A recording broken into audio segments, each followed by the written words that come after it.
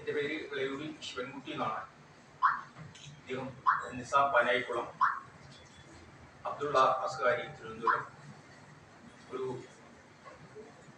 NCHDR എന്ന് പറയുന്ന ഒരു ഹ്യൂമൻ റൈറ്റ്സ് ഓർഗനൈസേഷൻ്റെ സംഘടനാ പ്രഖ്യാപനവുമായി ബന്ധപ്പെട്ടാണ് ഈ ഒരു പത്രസമ്മേളനം ഞങ്ങൾ സംബന്ധിക്കുന്നത്. വരുന്ന ഫെബ്രുവരി 16-ാം തീയതിയാണ് കോഴിക്കോട് ഇൻഡോർ സ്റ്റേഡിയം ഹാളിൽ വെച്ചിട്ട് സംഘടന പ്രഖ്യാപിക്കുന്നത്. അപ്പോൾ അതിൽ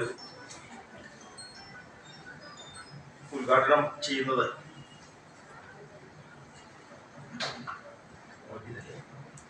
അഡ്വക്കേറ്റ് വാഗീദ് ഷെയ്ഖ് എന്ന് പറയുന്ന മഹാരാഷ്ട്രയിലുള്ള ഒരു അഡ്വക്കേറ്റാണ്, മനുഷ്യാവകാശ പ്രവർത്തകനാണ്. അതുപോലെ പ്രൊഫസർ ഡോക്ടർ ഖാജ ഗനി ആണ് അതിൻ്റെ മുഖ്യ പ്രഭാഷണം ചെയ്യുന്നത്.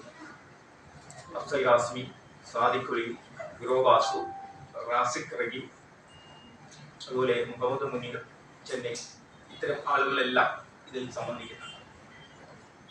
ഇന്ന് പൊതുവെ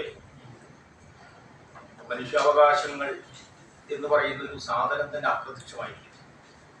ഭരണഘടനാപരമായ ഉറപ്പുകൾ മനുഷ്യന്റെ ജീവിക്കാനുള്ള ത്വരയെ തന്നെ ആ അവകാശങ്ങൾ ഭരണഘടനാപരമായി ഉറപ്പ് നൽകുന്നുണ്ടെങ്കിൽ എല്ലാ ഭാഗത്തും മനുഷ്യാവകാശ ലംഘനങ്ങളാണ് നടക്കുന്നത്. അത് ഊട്ടിയുറപ്പിക്കപ്പെടേണ്ട, പരസ്പരം സാഹോദര്യത്തോടുകൂടി പ്രവർത്തിക്കേണ്ട ഭരണകൂടം തന്നെ ഓരോ മനുഷ്യനെയും വേട്ടയാടപ്പെടുകയാണ്. അത് ഇന്ത്യയിൽ വളരെ പ്രത്യക്ഷമായിട്ട് തന്നെ ഈ ഇന്ത്യൻ സാഹചര്യം എന്ന് പറയുന്നത് വളരെ കലുഷിതവും രോഷാകുലവുമായ ഒരു സാമൂഹ്യ അവസ്ഥ ഇന്ത്യയിൽ നിലനിൽക്കുന്നു. പ്രത്യേകിച്ചിട്ട് ഇന്ന് സവർണ ഫാഷിസം അതിൻ്റെ എല്ലാ തരത്തിലുമുള്ള ആക്രമണങ്ങൾ ഒരു മറയില്ലാതെ അടിച്ചുവിട്ടുകൊണ്ടിരിക്കുകയാണ്. ആൾക്കൂട്ട ആക്രമണങ്ങൾ എന്ന് പറഞ്ഞുകൊണ്ട് തന്നെ വളരെ ഡ്രാമാസ്കോപ്പ് പോലെ ക്രിയേറ്റ് ചെയ്തുകൊണ്ടിരിക്കുകയാണ്.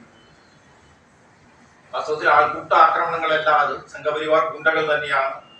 പ്രത്യേകിച്ചും മുസ്ലിങ്ങളെ വേട്ടയാടപ്പെടുന്നത്, ദളിതരെ ആക്രമിക്കപ്പെടുന്നത്, അതുപോലെ തന്നെ മാവോയിസ്റ്റുകളെ വെടിവെച്ചു കൊല്ലുന്നത്, കർഷകരുടെ സമരങ്ങളെ അടിച്ചമർത്തപ്പെടുന്നത്, ഇങ്ങനെ എല്ലാ അർത്ഥത്തിലും താഴെ നിന്ന് മേലോട്ടും മുകളിൽ നിന്ന് താഴോട്ടുമുള്ള മനുഷ്യരുടെ ഭരണഘടന ഉറപ്പ് നൽകുന്നു എന്ന് പറയുന്ന അവകാശങ്ങൾ തന്നെ ഇല്ലാതാക്കിക്കൊണ്ടിരിക്കുകയാണ്.